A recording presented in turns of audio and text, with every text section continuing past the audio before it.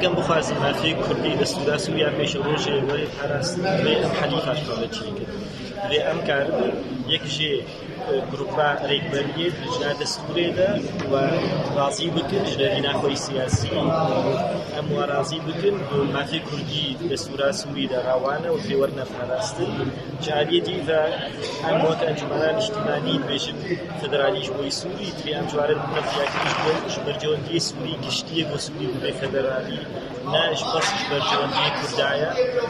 وەکی دی گروپی عەرەب یعنی